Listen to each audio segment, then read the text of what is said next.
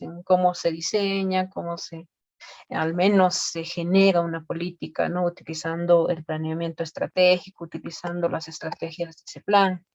Pero aquí ya vamos a ver los casos específicos que como referencias a nivel mundial nos pueden dar algunos países, ¿no? Como Suecia, Finlandia.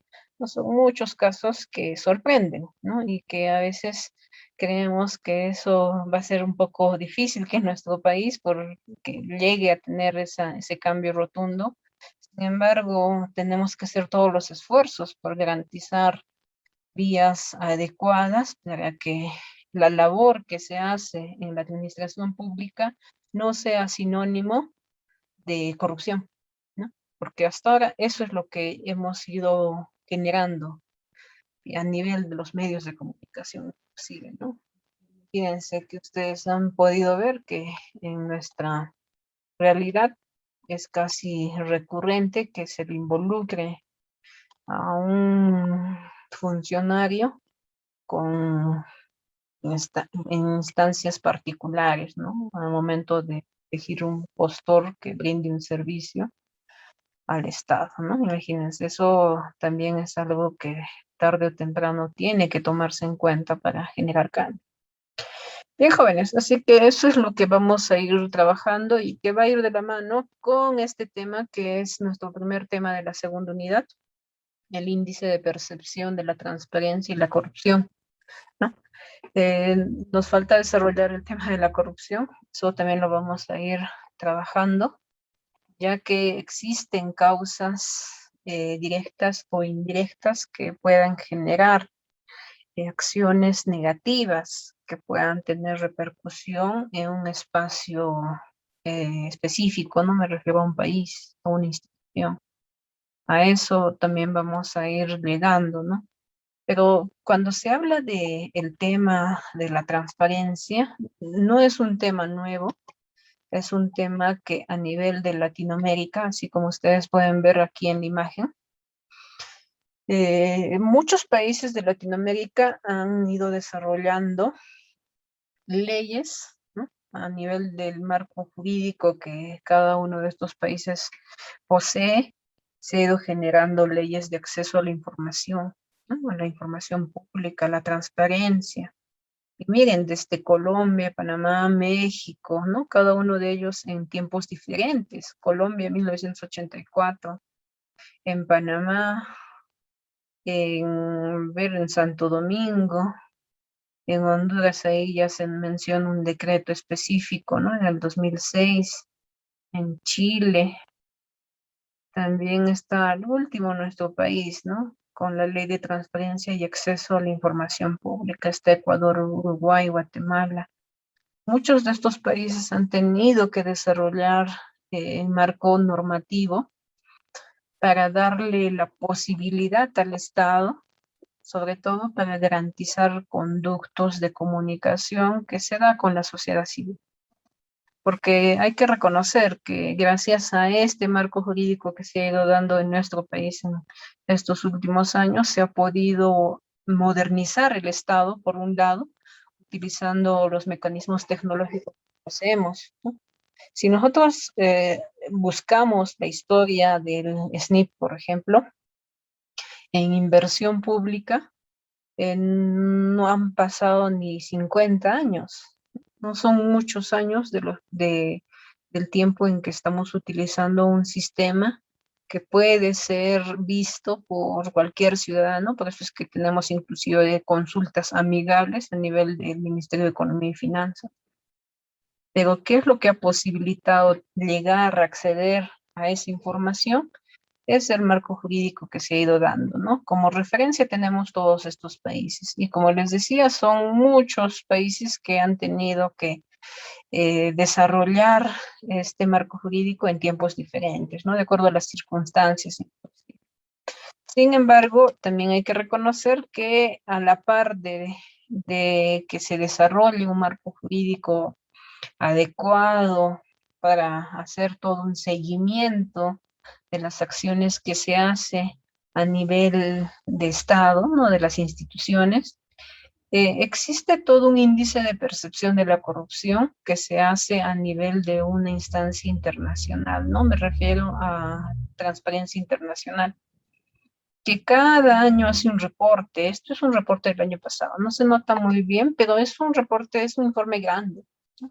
He tratado de sacar una imagen que nos dé como una referencia a nivel global, ¿no? ¿Cuáles son los países que están con índices muy dramáticos, muy complejos, ¿no? Porque cada realidad sí es bastante eh, notorio, ¿no? De que hay características muy particulares en cada país que tiene que ser también referente para entender, ¿no? Del por qué la corrupción en estos países, ¿no? Y ahí nos damos cuenta que son pocos los países que han podido demostrar cambios en periodos de tiempo.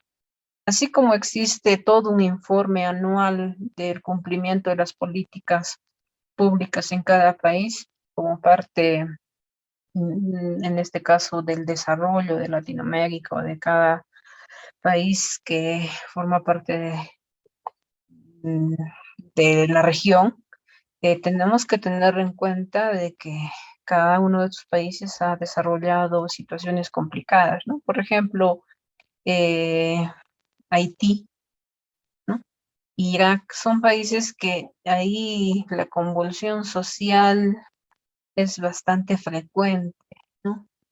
Y que esas inestabilidades que se presentan se evidencia también en el tema de sus acciones del Estado, ¿no?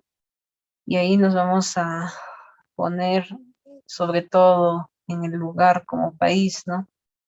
Somos Perú, uno de los países en el que en estos últimos años ha evidenciado crisis políticas con repercusión a nivel de su estabilidad económica y financiera. Los resultados por región, aquí están los resultados por región, ¿no? Una puntuación media de las regiones y países con el mejor y la peor calificación de cada una de ellas. Y ahí podemos ver desde América, Europa Occidental, Oriente Medio, y norte de África, Europa del Este y Asia Central, Asia y Pacífico y África Sur. Ahí está, esta es la África subsahariana. Pero bueno, aquí hay dos casos muy particulares, ¿no? El que tiene mayor y el que tiene menor. En América Latina, la mayor puntuación de cambios relevantes, podría decirse, está en Canadá.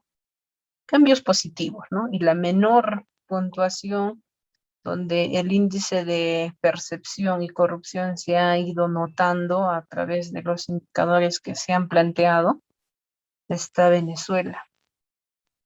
En cambio, en Europa Occidental y la Unión Europea, ahí está la mayor puntuación está en Dinamarca. Acá también podemos notarlo, aunque no se nota muy bien Dinamarca, uno de los países que ha presentado mejores resultados en un periodo de tiempo, ¿no? Y la mayor puntuación, perdón, la menor puntuación está Bélgica. No está Bélgica, Bulgaria, perdón, es Bulgaria.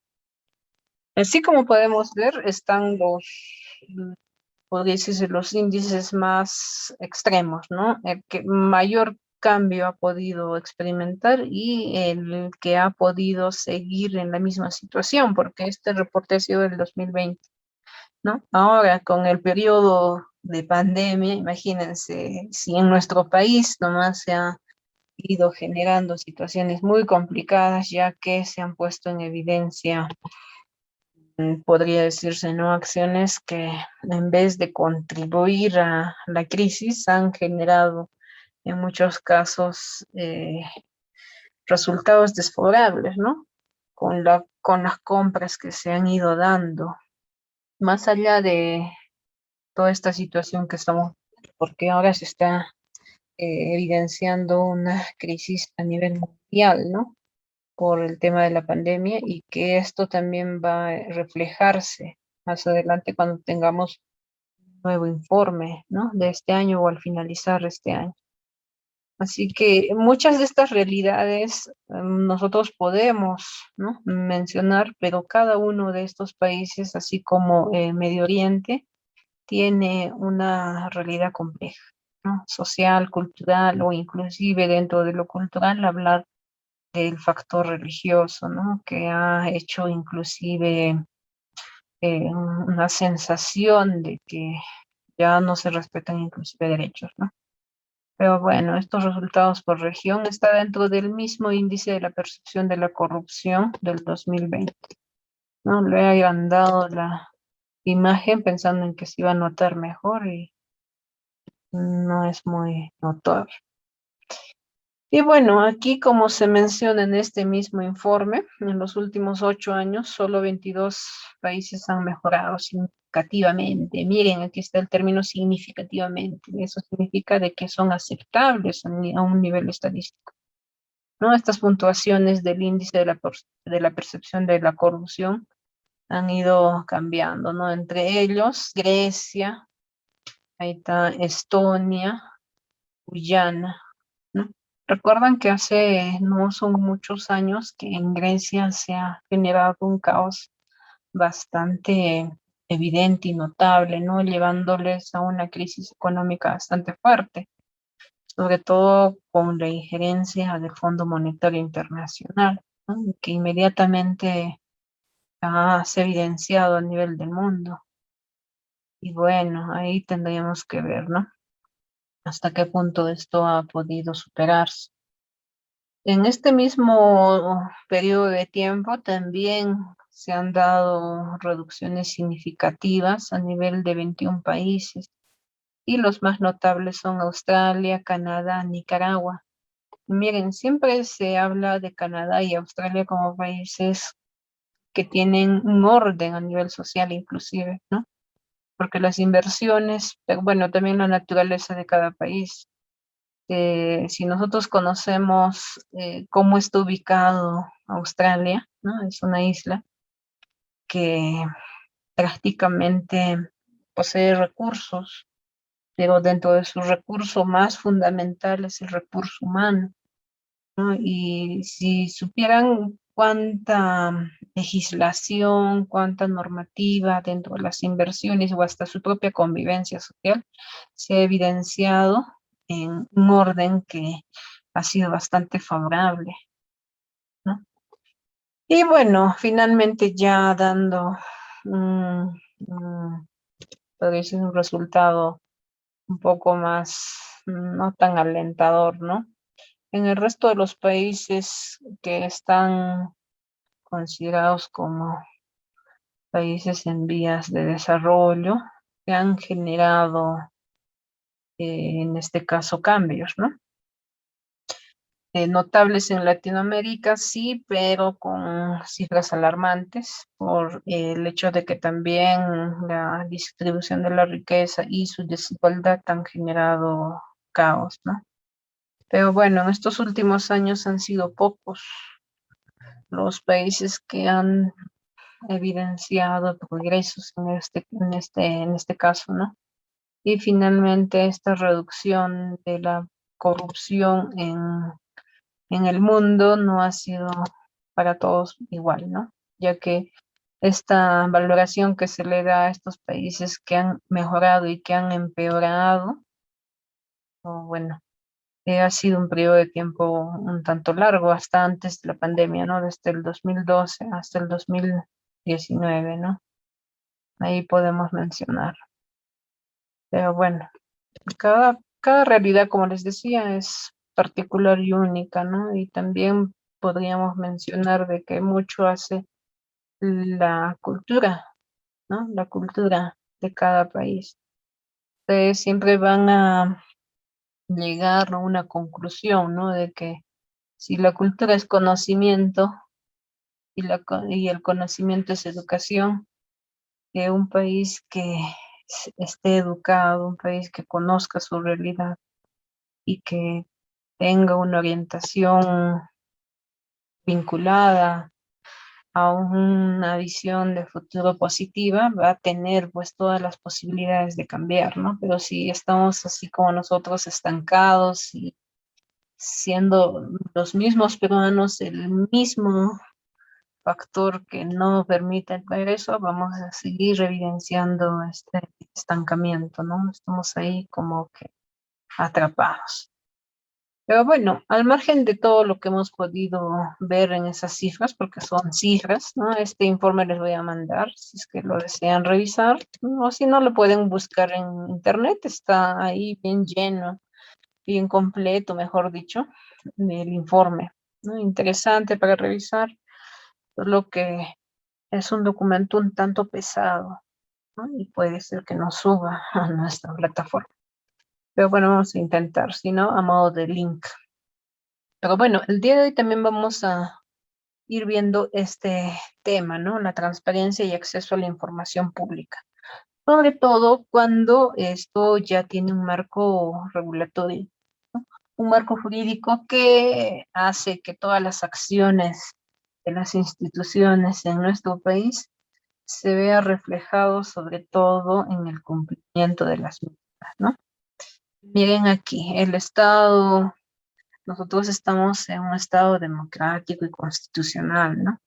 Así como lo indica la Constitución, ¿no? Todos esos dos actos que se hacen en la administración pública, sobre todo en la gestión, porque hacer gestión es utilizar las herramientas, seguir los procedimientos, cumplir con todo lo establecido, nos genera toda una posibilidad, ¿no? De entender primero cómo funciona cada una de estas instituciones, porque cuando ingresamos al portal de transparencia de cada una de las instituciones, podemos conocer, ¿no? Desde su visión. De ahí objetivos institucionales, y si queremos buscar más de la información que nos pueda brindar esta institución, nosotros podemos recurrir, ¿no? Y si nos niegan, también podemos hacer mención de esta ley, ¿no? La ley 27.806, ley de transparencia y acceso a la información pública, ¿no?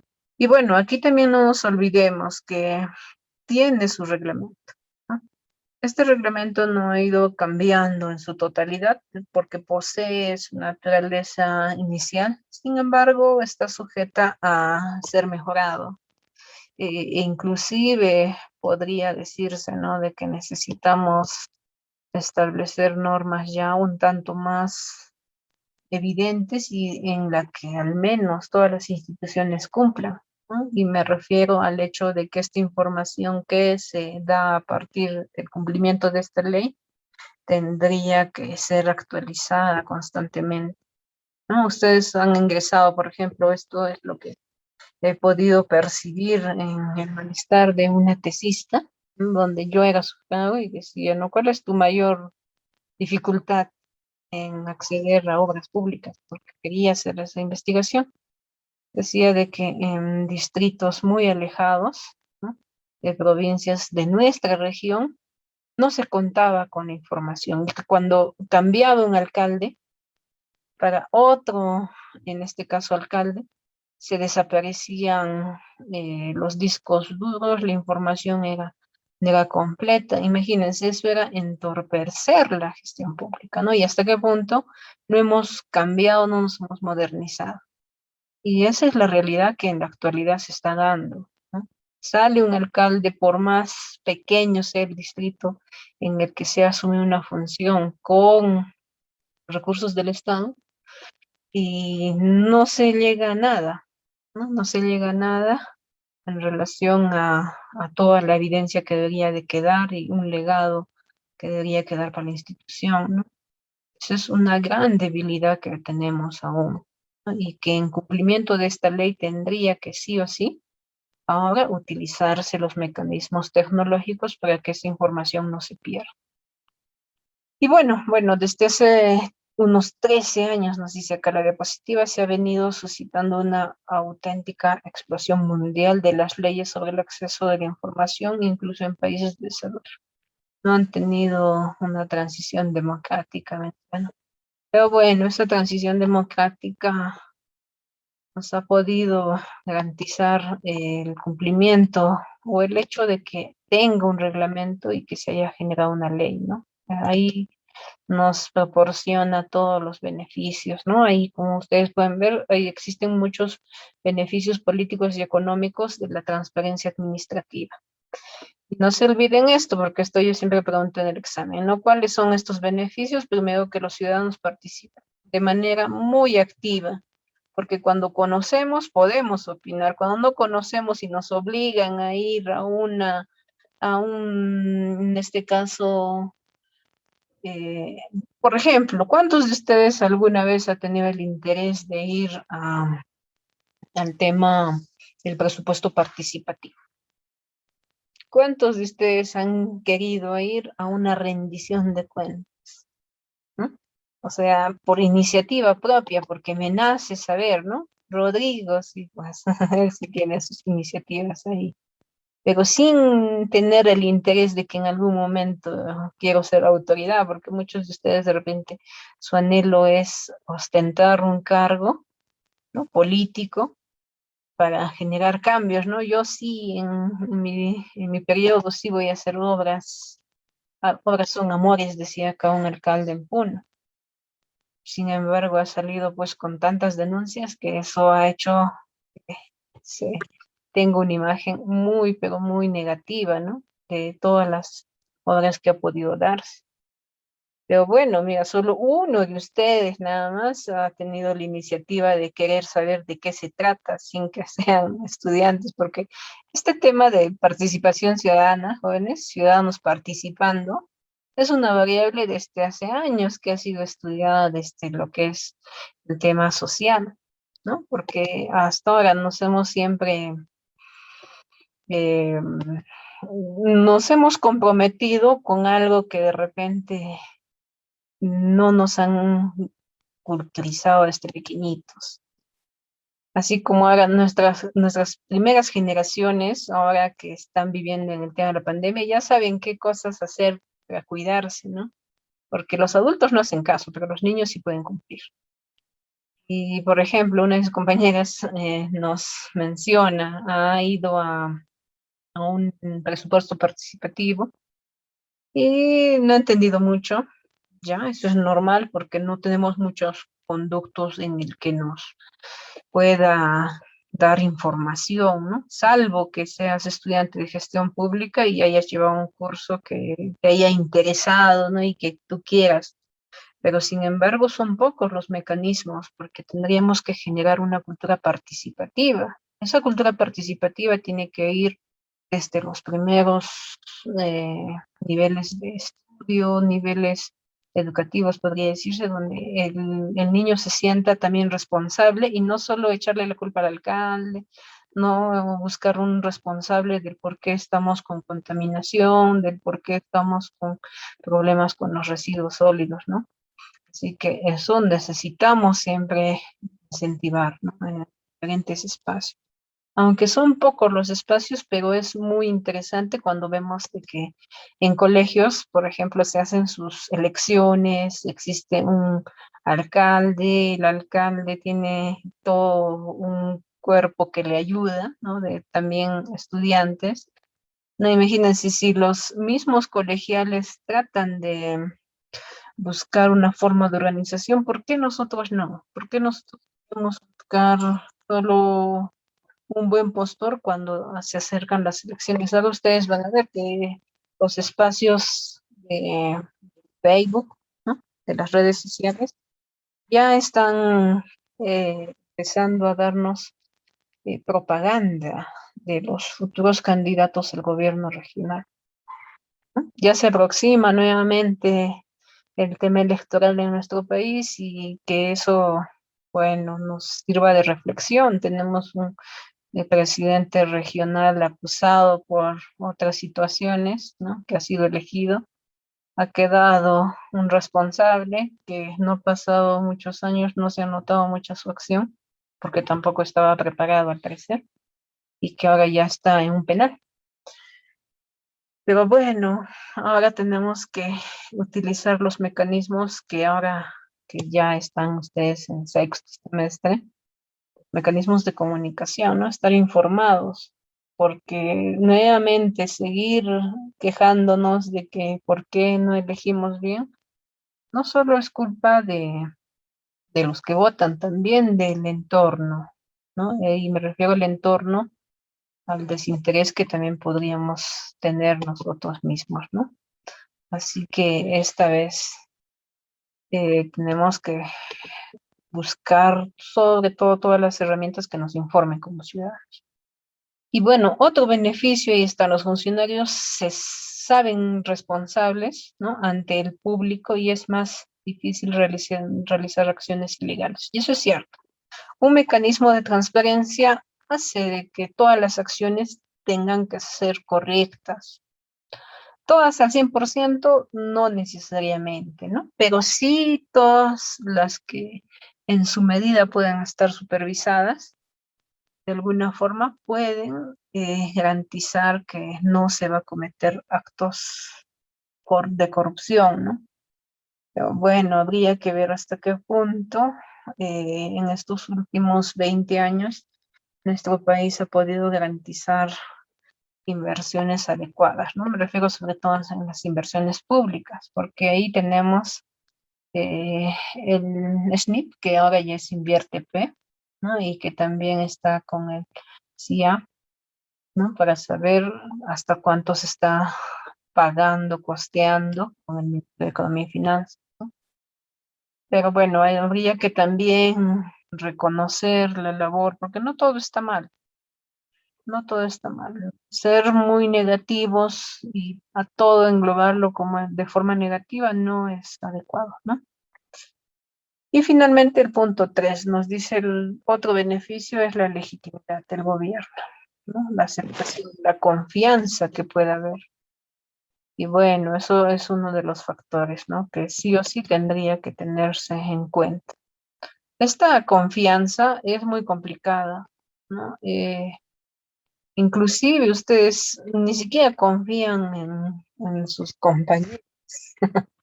Yo les preguntase, ¿no? ¿En quién confías? Puede ser en un familiar, en su mamá, de repente, ¿no?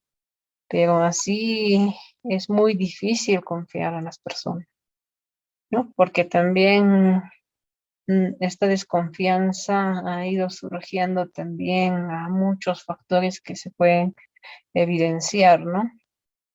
Con el tema de eh, la inseguridad. Y bueno, eso es en cuanto a beneficios. A ver, Abel, ¿nos tienes que decir algo? Tu audio está activado. Y Abel no nos dice nada. Vamos a ver, ya lo ¿Escuchas? desactivo. Sí te escucho, Abel, dime. Sí, justamente quería aportar un poquito, ¿no? De la experiencia que tengo, que realmente no se puede confiar, como dice el dicho, ni en su propia sombra de alguien, porque nos hemos vuelto tan desconfiados que a nuestros propios hermanos no los podemos confiar algo, ¿no? ¿Eso a qué se debe? Es que vivimos eso, se debe de acuerdo a la sociedad, o sea, la sociedad misma nos moldea a que seamos muy desconfiados. Ya ahora alguien que tú le digas, ¿sabes qué? Me lo puedes mirar mi bicicleta, algo así, ¿no? O sea, si por algo estamos en la calle y le dices, míramelo un rato mi bicicleta que voy a entrar al banco y voy a retirar dinero. Y esa persona de seguro se lo va a llevar tu bicicleta. Hay mucha desconfianza, hay demasiada, ¿no? Y es un problema, creo que se ha vuelto un problema dentro de la sociedad. Ujú. Nada más sería. Ya, muy bien, gracias, Abel. Es cierto, ¿no? El tema de la desconfianza. Pero bueno, ya sería un caso extremo, ¿no? De que nos haya pasado eso. Al menos en provincias se nota de que tenemos ciertos valores, no todo está mal, ¿no? Aquí al menos podemos reconocer quiénes son nuestros vecinos y podemos saber, pero en ciudades grandes, una de las características de las grandes metrópolis es la indiferencia, ¿no? Ahí nadie se conoce ni se saluda, y eso es lo diferente que se puede notar. En Juliaca, uno de ustedes, por ejemplo, les ha robado en la universidad, por ejemplo, cuando han estado en lo presencial, A veces notaba de que dejaban sus cosas en su salón, porque había un grado de confianza entre ustedes, ¿no? No creo que se haya perdido algo, pero si fuera otro espacio, en otro ambiente, en otro contexto, probablemente muchos de ustedes no hubieran dejado sus cosas ahí. Siempre les decía, no, no dejen, y eso era casi algo recurrente que yo aconsejaba a mis estudiantes, porque sentía de que hay personas que tienen un interés negativo, sobre todo, ¿no? El señor de la puerta, por ejemplo, ¿a cuántos de ustedes les ha pedido el carnet para ingresar a las aulas? O a la misma universidad, ¿no? Y ustedes se molestaban, y aquí ya no, no me conoces, le decían, ¿no? Pero eso no era con el afán de molestarles. Habían jóvenes que no eran de la universidad, ingresaban por la puerta y se salían con mochilas, ¿no? Y algunos se molestaban porque cumplía su trabajo, y eso también, ¿no? Ahí nos dice Jacqueline, DNI les pedían, ¿no? Ya que no tenían carnet. Pero imagínense, ahí hay un interés ya incitado, habían personas que sí, hasta nos decían de que habían asaltado a muchos jóvenes afuera de la universidad. Pero bueno, eso también es producto de la inseguridad, ¿no? Ahí ya no puedes ni confiar, pero en tu entorno familiar que eso se proyecte, esa desconfianza, ya va de la mano también con cómo ha sido, ¿no? La convivencia mutua. Ustedes al menos tendrían que confiar en, no en sus hermanos, ¿no? Pero sí en sus padres o en su mamá al menos, ¿no? Porque ahí tendría que haber pues algo de esperanza, porque si no es, ni confían en su mamá, sienten que a su mamá algo les puede pasar, aunque eso en las noticias han podido ver, ¿no? Que hay muchas mamás que están en un punto también bastante complicado de sus vidas, ¿no? Y que llegan a tratar de hasta asesinar a sus hijos. Bueno, ahí mi mamá podría desconfiar, ¿no? Pero bueno, en nuestro país también hay un factor que nos hace desconfiar y que va de la mano con nuestra salud mental. Yo les digo, yo no confío mucho en las personas que no conozco, ¿no? Y que se acercan ahí, porque una vez me han asaltado en Lima, cuando vivía en Lima. Y desde ahí tengo un poco de miedo de que alguien se me acerque. Y por más que sea o no sea un delincuente, ese temor ya es casi notable, ¿no? Aunque nunca en Puno sí me han robado sin darme cuenta el celular, pero en Juliaca nunca me pasó nada, pero hay muchas personas que tienen miedo como si les va a pasar algo y en todos estos años yo les digo, en Juliaca nunca me pasó nada. A lo mucho me lo han devuelto mi DNI cuando me subí a un carro 40, los correcaminos. Me han devuelto mi DNI cuando mi DNI estaba en mi cartera, ¿no? Bueno, son experiencias que pasan. Eso no significa que desconfíe de todos los que están en el carro, pero sí hay intereses, ¿no? Y el interés, como dice su compañero, va a ir pues ligado a algo negativo. Y lo negativo siempre va a estar visto de una forma no adecuada, ¿no? Muy bien, Abel, y también la señorita que nos ha dado su experiencia, les pedían su DNI, y eso siempre notaba, los jóvenes renegaban, pero no nos reconoce. A ver, imagínense que reconozcan algo de 2000 caritas de estudiantes, nadie va a tener pues una memoria tan selectiva, ¿no? El joven de seguridad pues no está ahí con su memoria fotográfica para reconocer a todos, ¿no? Pero bueno, eso también hay que respetar el trabajo de, en este caso, del quien cumple, ¿no? Con al menos su labor. Y bueno, aquí, por ejemplo, ustedes pueden ver, dice el derecho del acceso a la información pública. Ustedes llevan un curso o ya han llevado el curso, ¿no? De administración, bueno, es de derecho administrativo. Reconocen muy bien de que existen procedimientos, sobre todo para tomar en cuenta, ¿no? Tomar en cuenta hasta qué punto uno tiene derecho a la información pública, porque hay información confidencial, información secreta, ¿no? Que el Estado tiene que salvaguardar, ¿no? Y eso sí o sí tenemos que considerarlo, ¿no? Miren, aquí nos había estado escribiendo Eliane y Adamagali, ¿no? Les pedían algunos no, y eso es cierto, ¿no? DNIs, identificación. Y ahora también con la mascarilla ya no se van a reconocer ni ustedes mismos de repente, ¿no? Yo les digo la verdad, no reconozco a nadie cuando están con mascarillas. Y peor si nos piden facial. Ahora, jóvenes, lo que les van a pedir es que estén vacunados. Si no, no vamos a poder retornar a clases presenciales, porque a los profesores ya nos han pedido y los profesores todos ya tenemos las vacunas, hasta donde sé, ningún profesor está sin vacuna, ¿no? Al margen de que sea bueno, ¿no? Pero al menos es un paliativo que podemos tener, porque esas vacunas no funcionan en todos de la misma forma. Así que eso es un tema ya muy aparte, que en algún momento lo vamos a ir considerando.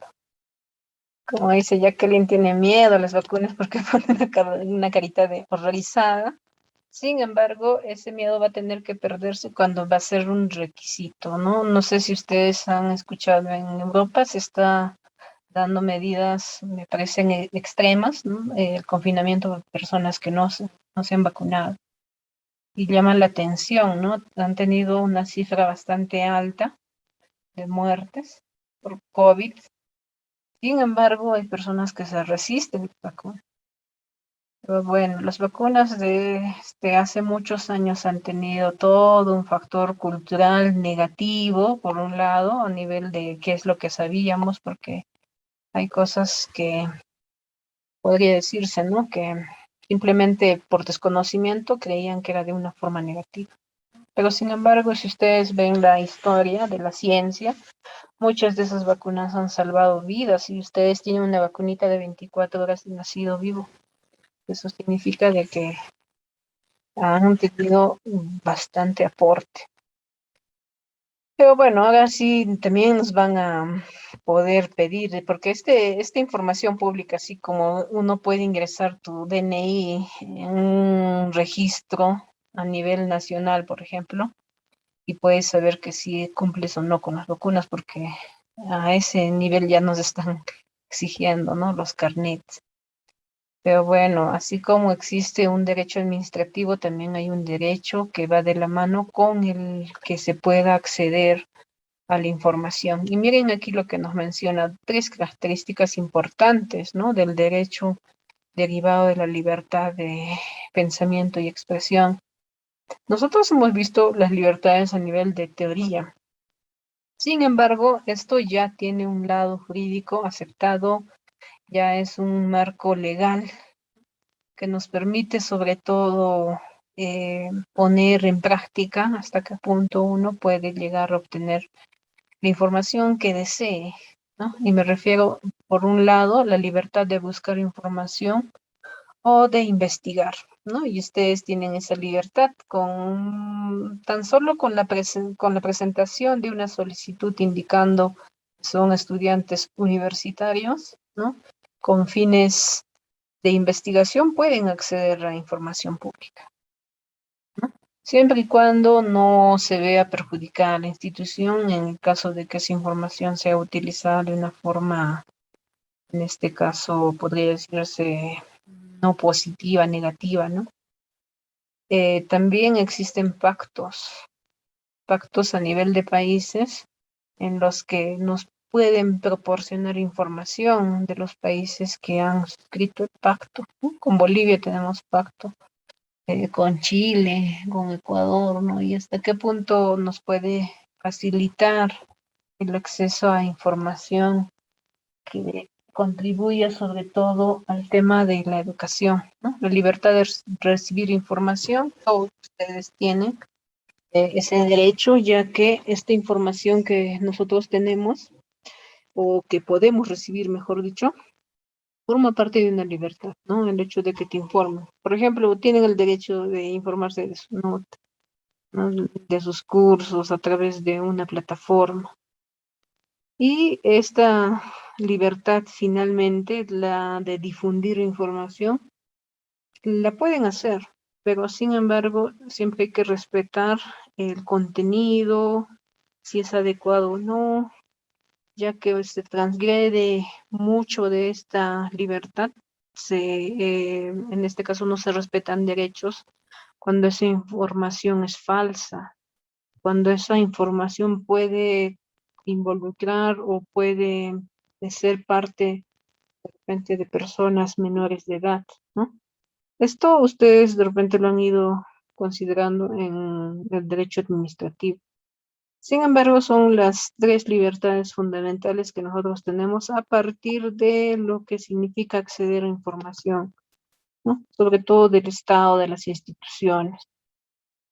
Bueno, aquí también se habla del acceso a esta información con dos objetivos generales, ¿no? El hecho de que uno sea bueno el funcionamiento que se le dé a la parte institucional con la preservación y el objetivo, ¿no? De que este orden, este acceso sin discriminación se consolide cada vez más, ¿no?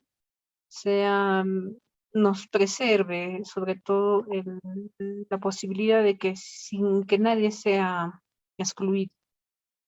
Y la represión de las tendencias autoritarias del poder político, el hecho de que ya no haya alguien que te presione, porque también existe extorsión. Por ejemplo, me refiero a que si alguien utiliza información y pueda utilizarlo de una forma negativa, ¿no? Por eso es que al final de la diapositiva menciona que este derecho al acceso a la información pública es un derecho relacional porque su satisfacción permite la realización de otros derechos con los que puede estar vinculado la participación política, los derechos económicos, sociales y culturales, ¿no? Así que no nos olvidemos que este derecho que nos proporciona el Estado a través de la posibilidad de acceder a información pública se relaciona con diferentes espacios en los que nosotros podemos garantizar una plena participación, ¿no? Y no nos olvidemos que puede también tener una influencia directa con lo económico, social y cultural, porque mucha de esta información nos ayuda a preservar el orden democrático. Bueno, aquí también los adelantos tecnológicos y la expansión del Internet han ayudado porque estas son las características, sobre todo para que esta información haya sido incrementada con mayor demanda. En este periodo de tiempo en el que nosotros estamos con confinamiento, vieran, ¿no? Cuánto de nosotros, ustedes, los jóvenes estudiantes han tenido que recurrir a espacios tecnológicos, espacios como los portales, ¿no? Las instituciones sí o sí han tenido que aperturar su canal directo de comunicación, ¿no? Sus mesas de parte digitales, las bibliotecas. Se ha vuelto bastante frecuente esa característica, ¿no? La demanda de la información por parte del público en diferentes instituciones ha sido abrumadora, ha sido muy fuerte, ¿no? Pero la adaptación que se ha tenido que dar en cada una de estas instituciones ha sido asombrosa, ¿no? Salvo algunas excepciones. Sin embargo, todas las instituciones han tenido que recurrir a utilizar mecanismos tecnológicos para tener una mejor y una eficiente comunicación con el público usuario, ¿no?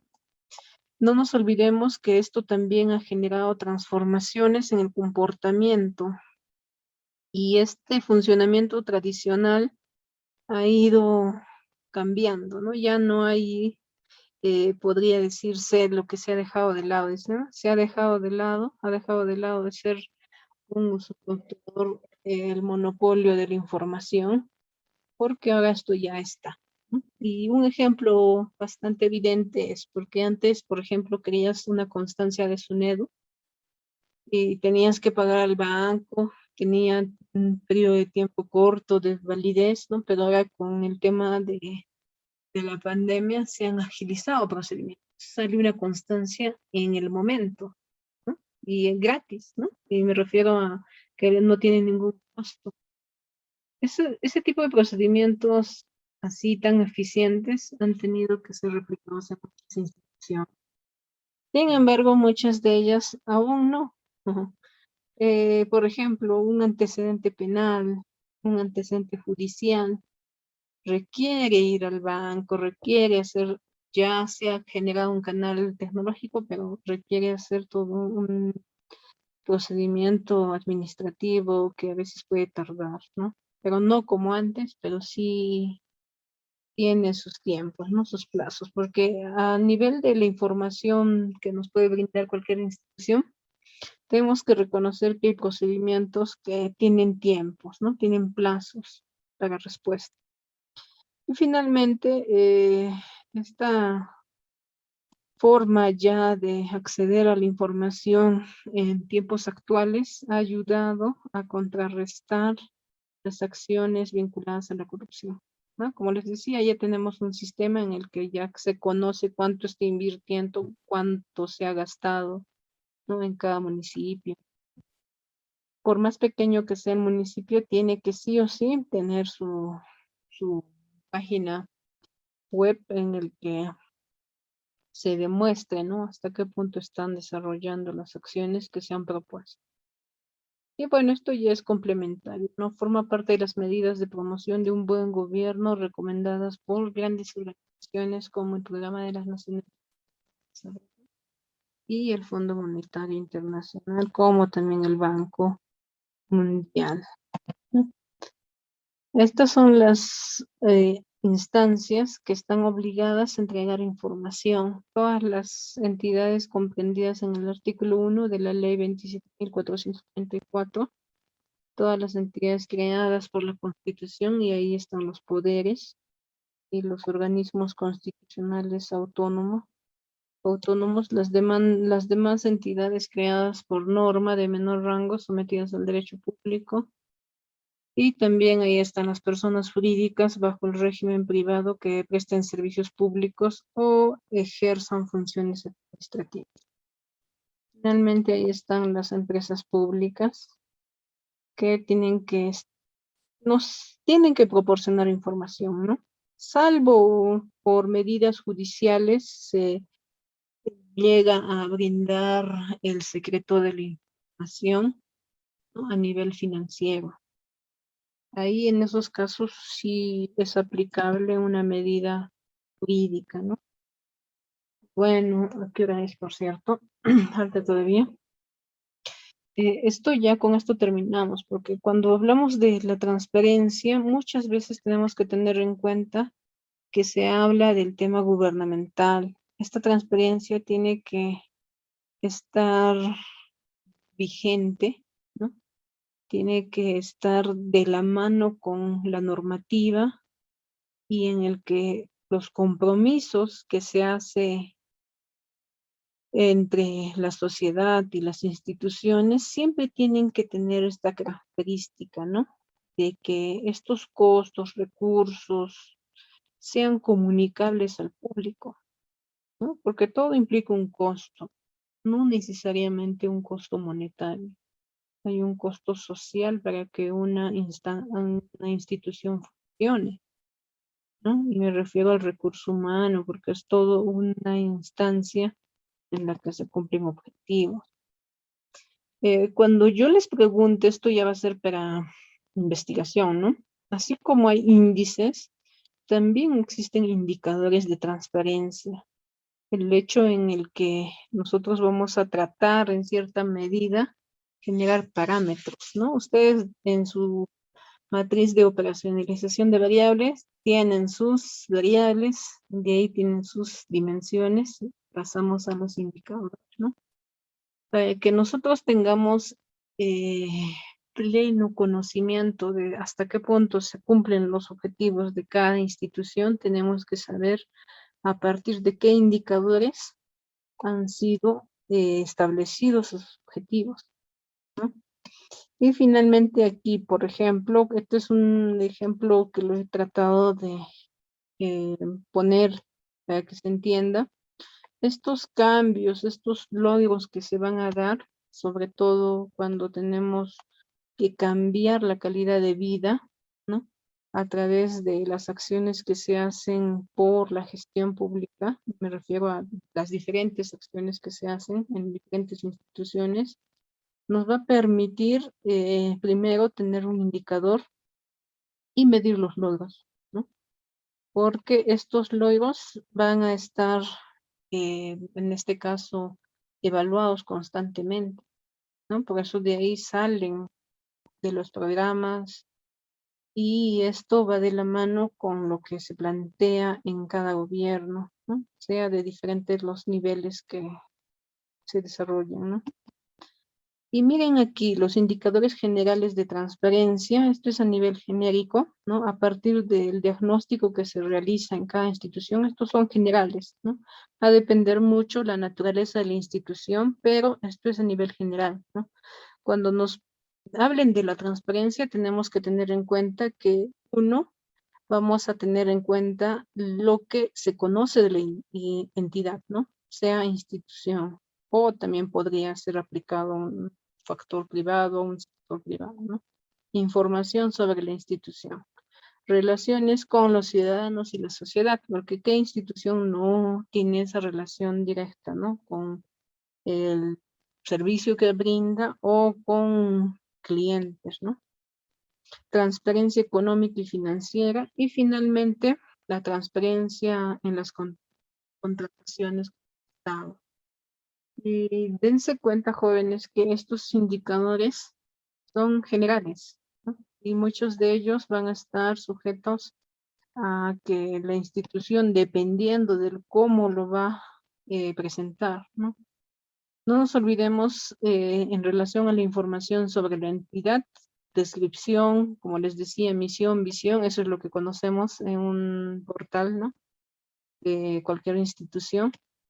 La dependencia o entidad del gobierno podría ser, ¿no? El hecho de que haya un programa de trabajo, es decir, esté vinculado a un sector. Ahí tiene que ponerse una estructura organizacional, tiene que haber sus, inclusive aquí no está mencionado, pero tendría que mencionarse el tema de sus documentos de gestión de cada instancia, ¿no? Ustedes, por ejemplo, entran a nuestra página web de la universidad, pueden ver que está misión, visión, su estatuto, su MOF, su ROF, ¿no?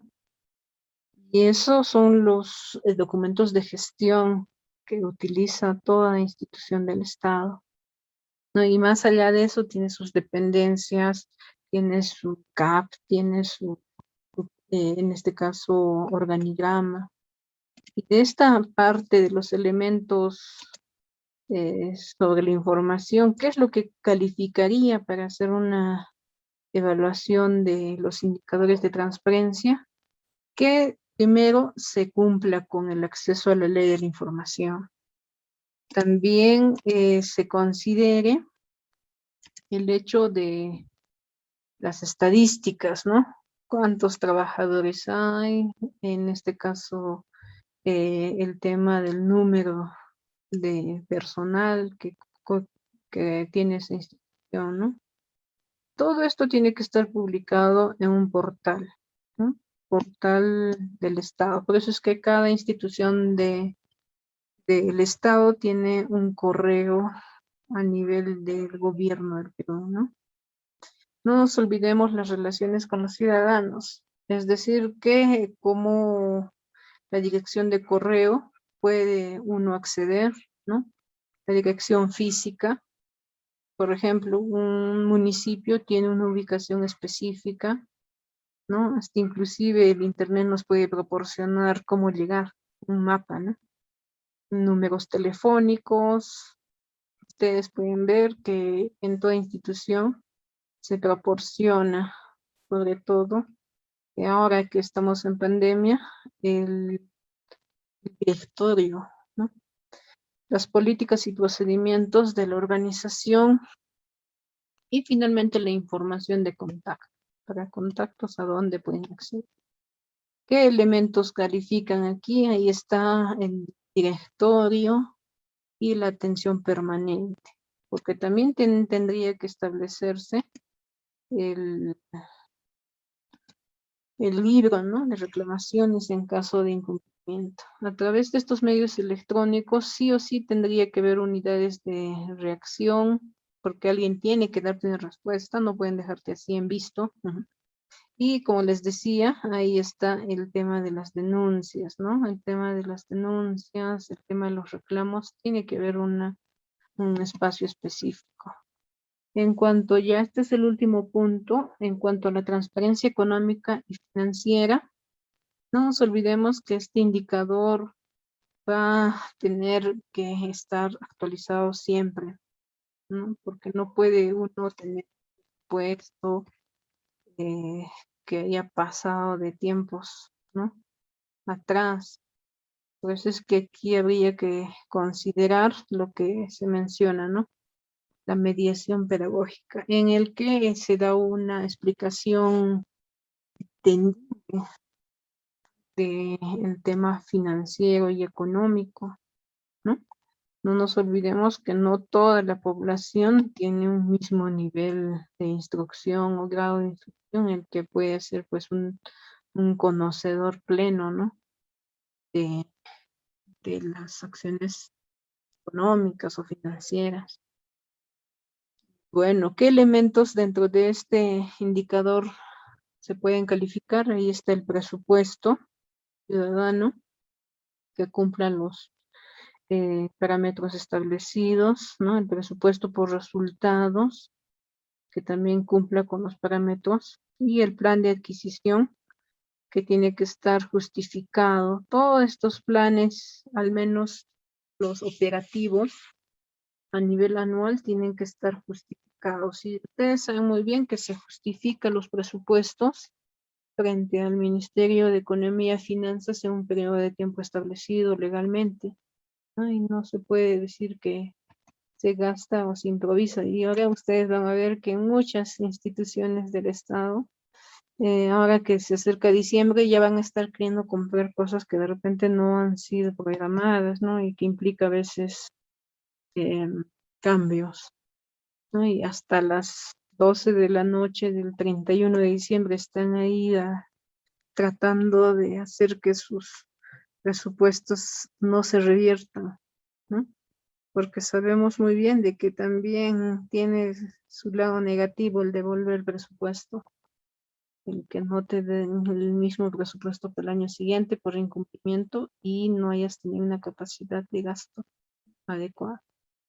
Y finalmente ahí está transparencia en las contrataciones y servicios. Esto es sumamente importante, sin embargo aquí es a nivel textual, ¿no? La importancia es que se adjudiquen proveedores o licitaciones limpias, ¿no? Respetando la normativa. Y elementos que se pueden calificar en este indicador, ahí está la inconformidad en licitaciones, demandas por falta de pago, tardanzas en los pagos a proveedores, reincidencia, compras de determinados proveedores, incumplimiento de normas de licitación. Con eso terminamos esta primera parte. Y fin. Bien, jóvenes, ya falta un minuto. Este es nuestro primer tema teórico. El día viernes vamos a empezar con todo lo que es proyectos. No se olviden, por favor, lo que vamos a recuperar, vamos a abarcar el día viernes toda revisión para que ustedes ya tengan un horizonte, ¿no? Porque ahora van a tratar a nivel de prueba piloto, muchos de ustedes están trabajando con grupos muestrales a nivel de compañeros,